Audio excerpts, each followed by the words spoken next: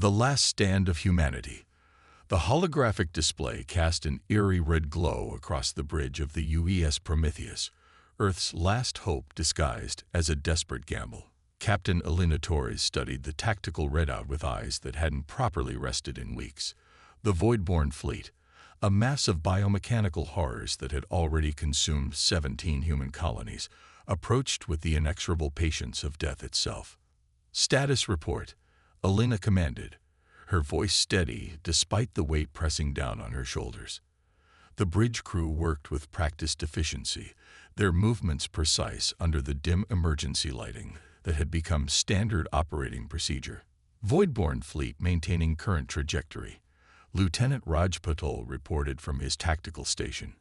87 capital ships, over 200 support vessels. They'll reach the Arcturus defense line in approximately 6 hours. Elena nodded, though the numbers sent a chill down her spine. The Voidborn had appeared 18 months ago, emerging from the depths of uncharted space. Their ships were living things, massive organisms bred for war, capable of regenerating damage and adapting to any conventional weapon humanity threw at them. They consumed everything in their path: resources, technology, and life itself, growing stronger with each victory. Dr. Chen, Elena called out to her chief scientist, who hadn't left the quantum engineering bay in 3 days. Is the Prometheus ready? As ready as it'll ever be, Captain. Dr. Sarah Chen's hologram materialized beside Elena, her avatar showing the same exhaustion that plagued her physical form. The quantum folding drive is stable. We've managed to replicate the accident that saved the Ganymede research station. This time, we did it on purpose. That accident had been humanity's first glimpse of hope. A routine quantum physics experiment had temporarily phased the station out of normal spacetime, making it invisible to Voidborn sensors. The Prometheus was built around that principle, transformed into a weapon that could bend reality itself. And the cost? Elena asked, though she already knew the answer. Same as before. Once we activate the drive at full power, there's no going back. The quantum cascade will be irreversible. We'll have 48 hours before the ship's atomic structure completely destabilizes. The crew fell silent. They'd all volunteered for this mission, knowing it was one way. The Prometheus would be their coffin, but if they succeeded, they'd take the entire Voidborn fleet with them. Engineering reports quantum core at optimal temperature, announced Commander David Fisher from his station. All systems are green. We can initiate the fold sequence on your command. Elena rose from her captain's chair, her movement drawing all eyes on the bridge. At 43, she was younger than most fleet captains, but the war had aged everyone. Her dark hair was streaked with premature gray, her olive skin marked by stress lines that hadn't been there 6 months ago. I won't make a speech, she said, meeting each crew member's gaze. You all know what's at stake. The Voidborn think they're invincible because they can adapt to anything we throw at them. But they've never faced anything like us, like this ship. They follow the rules of physics. We're about to break them.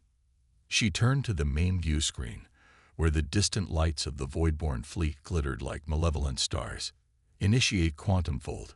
Take us into the void between realities. The Prometheus's quantum core hummed to life, its sound unlike anything ever produced by human technology. Reality itself seemed to blur around the edges of their vision as space-time began to fold around the ship.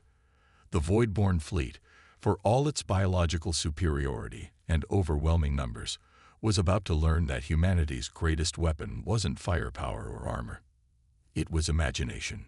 Quantum fold complete, Dr. Chen reported, her hologram flickering with the energy discharge. We're existing in a state between states. To the Voidborn sensors, we're no more detectable than a ghost. Elena allowed herself a small smile. The Prometheus lived up to its namesake. They were about to steal fire from the gods themselves. Take us in. Let's show them why they should have never threatened Earth. The ship moved silently through space, invisible and untouchable, carrying humanity's vengeance in its quantum-folded heart. The hunt was about to begin, and for the first time since the war started, the Voidborn would know fear. The hidden advantage. The quantum-folded space around the Prometheus rippled like heat waves over desert sand. In the observation bay, Dr. Sarah Chen pressed her hand against the transparent aluminum viewport, watching reality distort around her fingers. After 20 years of theoretical physics, seeing her equations transformed into working technology still filled her with wonder and dread. Beautiful, isn't it? Commander Fisher appeared beside her, his reflection ghostly in the quantum-warped glass, existing everywhere and nowhere at once. Beautiful and lethal, Sarah replied, turning to the bank of monitoring equipment that lined the bay's walls. The quantum cascade is progressing exactly as predicted. Every atom of this ship is now vibrating between dimensional states. The Prometheus drifted through the Voidborn fleet like a shark among unwitting prey. The alien vessels, massive constructs of living metal and crystalline neural networks, continued their advance toward Earth's last line of defense, completely unaware of the predator in their midst. Captain Torres to Observation Bay. Elena's voice came through the ship's comm system. Dr. Chen, I need your analysis of something. Sarah made her way to the bridge, the ship's corridors eerily silent without the usual hum of conventional engines. The quantum core's resonance was felt more than heard, a vibration that seemed to come from everywhere and nowhere at once. The bridge's main display showed a magnified view of the nearest Voidborn vessel. Its hull pulsed with bioluminescent patterns, a language of light and energy that connected it to the hive mind, controlling the entire fleet. Look at their power signatures. Elena pointed to the sensor readings. They're different from anything we've recorded before. Sarah studied the data, her eyes widening. They're trying to adapt. The loss of their advanced scouts has made them paranoid. They're attempting to evolve new sensory organs to detect quantum anomalies. Can they succeed? Lieutenant Patel asked from his station. No, Sarah allowed herself a grim smile. That's the beauty of quantum folding. You can't detect something that exists in a superposition of states unless you know exactly what to look for. It's like trying to measure the position and momentum of a particle simultaneously. The uncertainty principle, Elena finished. The more precisely they try to locate us, the more we slip through their grasp. The ship's tactical officer, Maya Santos, spoke up from her station. Captain, I'm detecting increased energy emissions from the Voidborn ships. They're burning massive amounts of power on their sensor suites. Good. Elena's eyes gleamed. Let them waste their resources. Every joule they spend looking for us is energy they can't use to attack Earth. Dr. Chen, how are the quantum torpedoes coming along? The prototype is ready for testing. We've managed to infuse them with the same quantum folding field that protects the ship.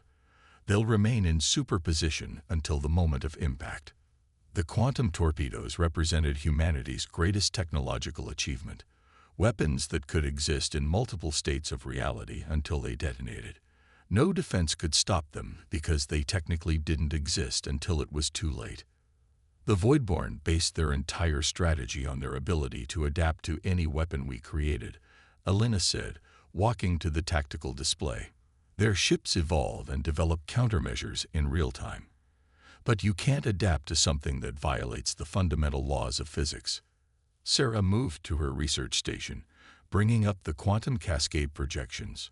We have 41 hours before the ship's atomic structure completely destabilizes.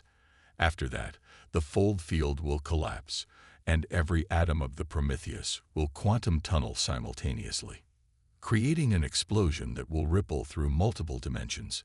Elena nodded. Taking half the Voidborn fleet with us. But before that happens, we're going to show them exactly what humanity is capable of. The bridge crew worked in focused silence, preparing for their first real strike. The Prometheus had been built for this moment, to prove that humanity's greatest strength wasn't in brute force or biological adaptation, but in their ability to think beyond the possible. Target the fleet's command ship, Elena ordered. Let's introduce them to impossible weapons they can't evolve to resist. The quantum torpedo slid into its launch tube, its matter existing in a state of quantum flux. In less than an hour, the Voidborn would learn that their biological superiority meant nothing against human ingenuity. The impossible ship prepared to fire its impossible weapon, and the laws of physics held their breath. First blood.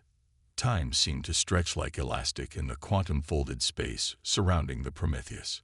Captain Elena Torres watched the tactical display as their target grew larger, the Voidborn command ship, a massive biological construct that pulsed with alien life. Its hull resembled dark ocean depths, complete with bioluminescent patterns that shifted and flowed like deep-sea creatures. Quantum torpedo armed and ready, Lieutenant Santos reported, her fingers hovering over the firing controls. Target locked across all probable quantum states. Elena felt the weight of the moment. Humanity had spent months retreating, watching helplessly as the Voidborn consumed colony after colony. Now they would strike back with a weapon that rewrote the rules of warfare itself. Dr. Chen, status of the quantum fold field. Holding stable, Sarah responded from her station, surrounded by holographic equations that twisted in impossible ways. The torpedo will remain in superposition until impact. They won't see it coming. They can't see it coming. Elena took a deep breath. Fire. The quantum torpedo launched silently, its matter existing in multiple states simultaneously. On the tactical display, it appeared as a ghost image, a probability cloud that rippled through space-time. The Voidborn command ship continued its steady advance, its biological sensors sweeping space for conventional threats. Impact in 5 seconds. Santos counted down. 4, 3, 2. Reality snapped back into focus as the quantum torpedo materialized inside the Voidborn ship's hull, bypassing its adaptive defenses completely. For a split second, the alien vessel's bioluminescent patterns froze in what almost looked like surprise. Then the torpedo detonated. The explosion ripped through multiple quantum states simultaneously, tearing apart not just matter, but the fabric of space-time itself. The Voidborn command ship didn't just explode. It shattered across dimensions, its biological technology unable to adapt to damage that existed outside normal physics. Direct hit, Santos exclaimed. The command ship it's just gone. The effect on the rest of the Voidborn fleet was immediate and dramatic. The harmonious patterns of their bioluminescent communication erupted into chaos. Ships began moving erratically, their hive mind temporarily disrupted by the loss of their command node. They're panicking, Commander Fisher observed, a note of satisfaction in his voice. They've never lost a command ship before. They didn't think it was possible. Elena watched the confusion spread through the enemy fleet. Dr. Chen, what are their ships doing? Sarah studied the sensor readings intently. Their biological systems are trying to adapt, but they don't know what to adapt to. It's fascinating. They're attempting to evolve quantum sensing organs, but they keep failing because they can't pinpoint what actually hit them. Like an immune system fighting a disease it can't detect. Elena nodded. Lieutenant Patel. Analysis of their fleet movements. They're breaking formation, Captain, Raj reported. Several ships are falling back. Others are moving to defensive positions. Their coordination is severely degraded. The bridge crew watched as the mighty Voidborn Armada, which had seemed invincible just hours ago, fell into disarray. Their biological ships, for all their adaptive capabilities, had no defense against weapons that violated the very laws of nature they relied upon. Prepare 2 more quantum torpedoes, Elena ordered. Target their largest remaining vessels, while they're still disorganized. Captain, Sarah interrupted, her voice urgent. The quantum cascade is accelerating. The torpedo launch affected our fold field stability. Elena moved to the science station, studying the readings. The price of their victory was showing. Every use of their quantum weapons pushed the Prometheus closer to its inevitable destruction. They had struck a devastating blow, but time was running out faster than expected. How long? Elena asked quietly. 36 hours, Sarah replied. Maybe less if we fire again. Elena returned to her command chair, her decision already made. They had proven that humanity could hurt the Voidborn, could make them fear, but they needed to do more than that.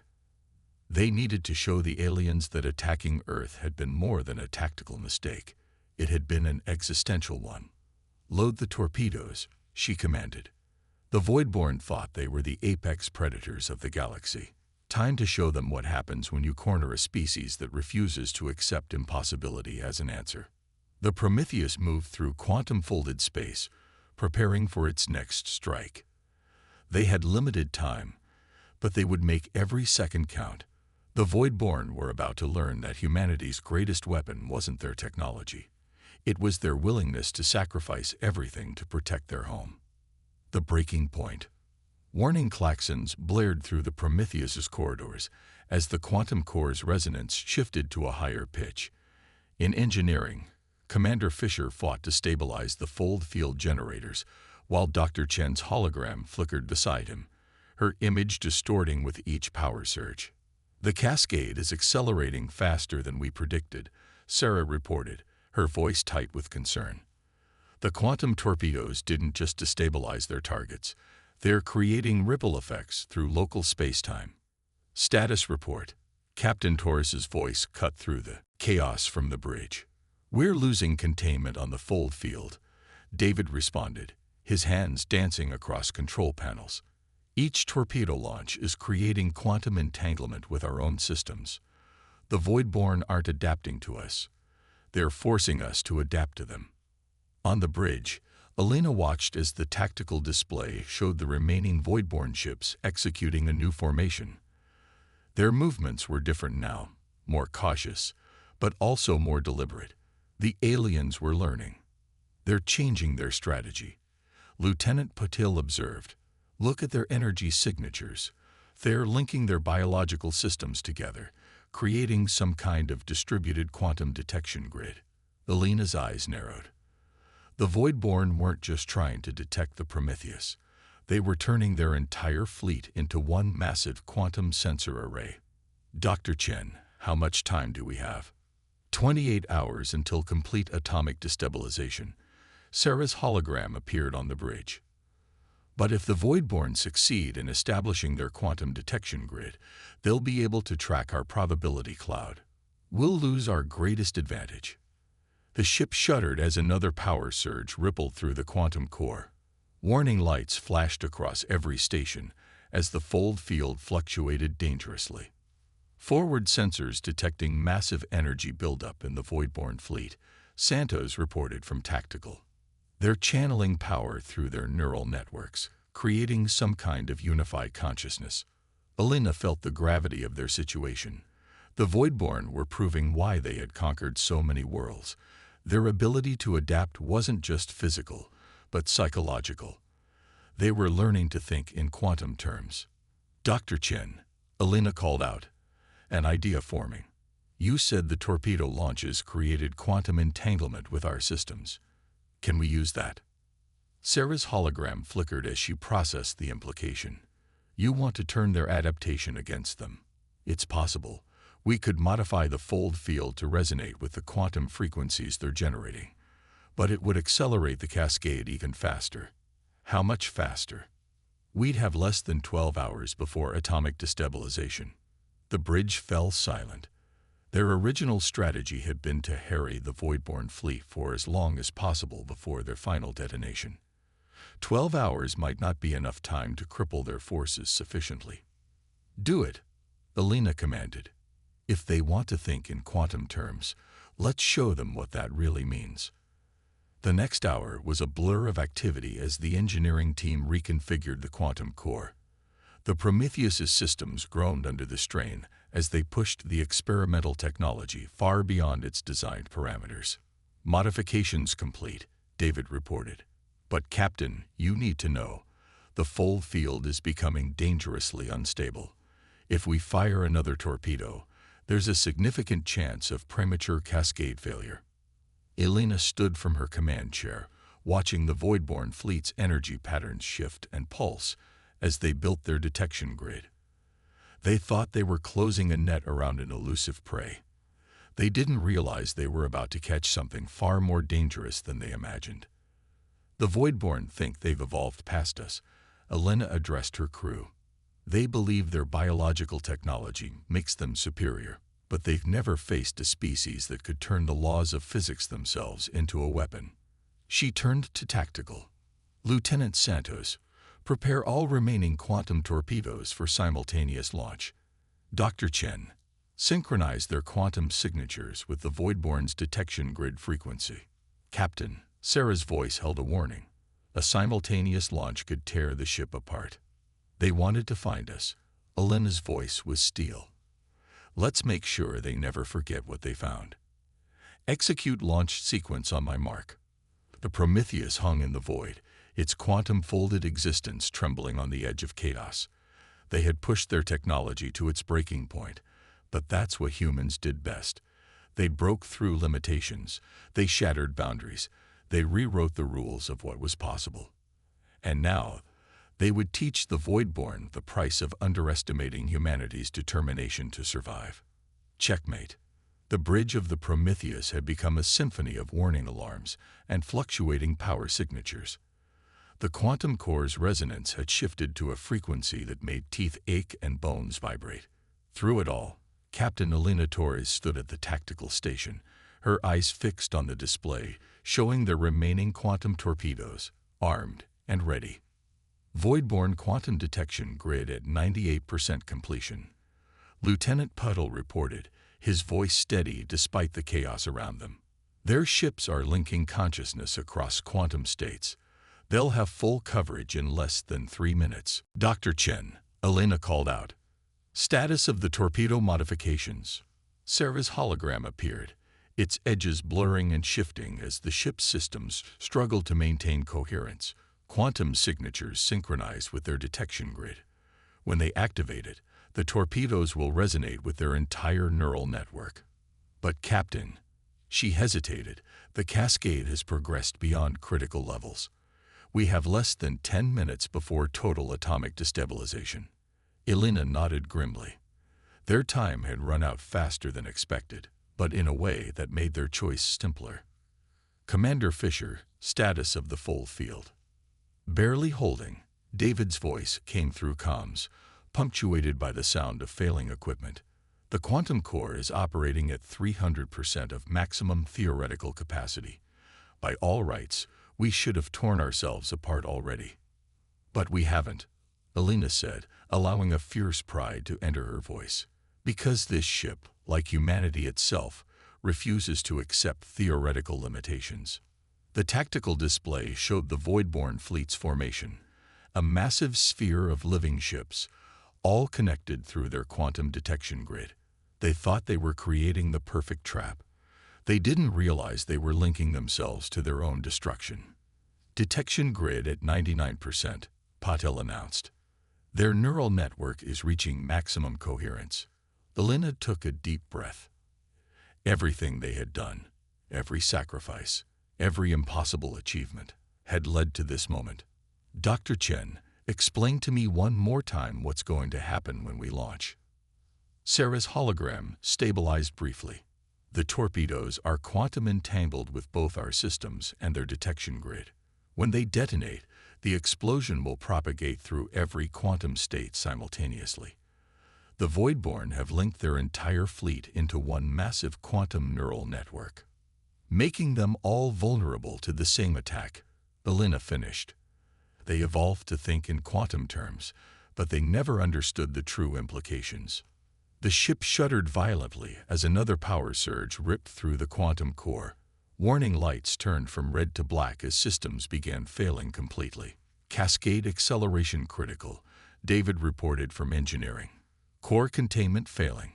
We need to launch now, or we won't get the chance."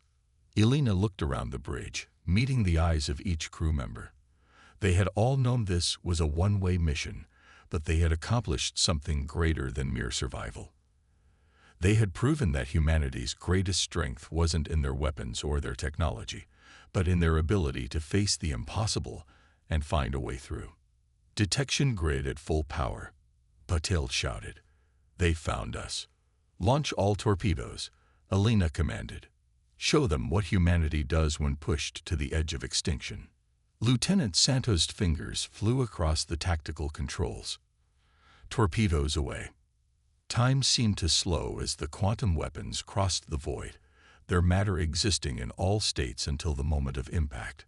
The void-borne ship's bioluminescent patterns flared in recognition too late. They had created the perfect network to ensure their own destruction. The detonation began as a single point of light, but it didn't expand outward like a normal explosion.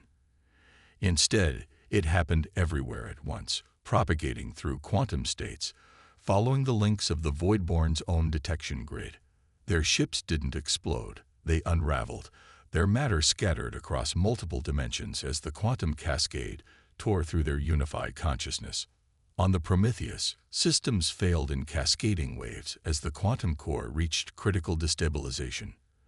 But Alina smiled as the tactical display showed the Voidborn fleet dissolving into quantum chaos. They had done it. They had shown the galaxy that humanity wasn't just another species to be conquered. Core collapse in 30 seconds, Sarah reported calmly. It's been an honor, Captain. The honor was mine, Alina responded, watching as the last Voidborn ships disappeared into quantum oblivion. Humanity will remember the Prometheus not as the ship that died to save Earth, but as the proof that there are no limits to what we can achieve when we refuse to accept defeat. The quantum core's resonance reached a fever pitch as reality itself began to unravel around them. In its final moments, the Prometheus demonstrated humanity's ultimate message to the cosmos. Underestimate us at your peril, for we will break the very laws of physics to defend what we love. The ship's atomic structure finally destabilized, its matter quantum tunneling across dimensions in a flash of impossible light. The explosion served as both an end and a beginning, a funeral pyre for heroes, and a beacon of hope for humanity's future among the stars. In the years that followed, humanity would rebuild and expand, carrying the lesson of the Prometheus forward, that their greatest weapon wasn't technology or firepower, but the imagination to dream of the impossible and the determination to make it real. The Voidborn had thought themselves invincible, masters of biological adaptation and evolution. But they had never faced a species that could look at the fundamental laws of reality and say, these are more like guidelines, really. They had never faced humanity.